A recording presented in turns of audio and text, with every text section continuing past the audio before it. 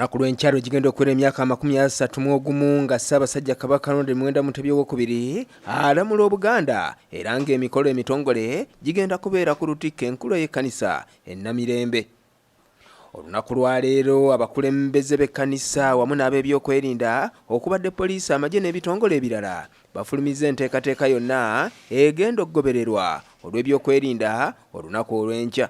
Abantu abalala bayinza okubeera awalala era enteekateeka zikoleddwa okulaba nga abantu abali mu kkanisa n'abali ebweru bagoberera bulungi byonna ebyokusinza nga bwe bitambula, nga tweyambisa emizindaalo era ne zi screens.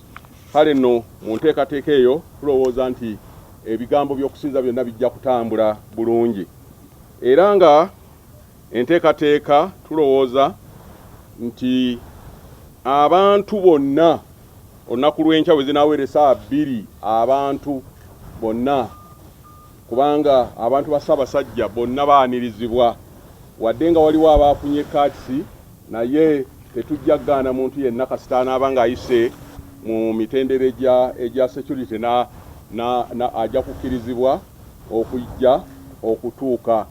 Poliisi ekakasizza ng'ebyokwerinda bwe biri obulindaala era ne balabula abo abayinza okuba n'enteekateeka ezitabula omukolo guno ku ludda olw'ebyokwerinda.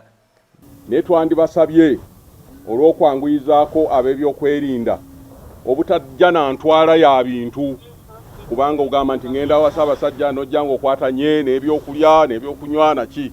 Twagala omuntu ajje ng'ali light, kwata beera n'ekyo kyokka ky'okakasa nti ddala okyetaaga n'ebikwogerako olyoke ojje. N'olwekyo ku ssaawa 2 tusuubira nti abantu bajja kuba nga batandise okuyingira era nga tukozesa amakubo mejale 2 agayingira ku Lutikko, ekkubo erya Wankaaki n'ekkubo eriri okumpi n'eddwaliro ery'Emmengo. From that, for us as security, we don't have much. We are set and we are going to make sure that the place is secured, as you can see us here, so that everyone who comes here, he lives and remains safe.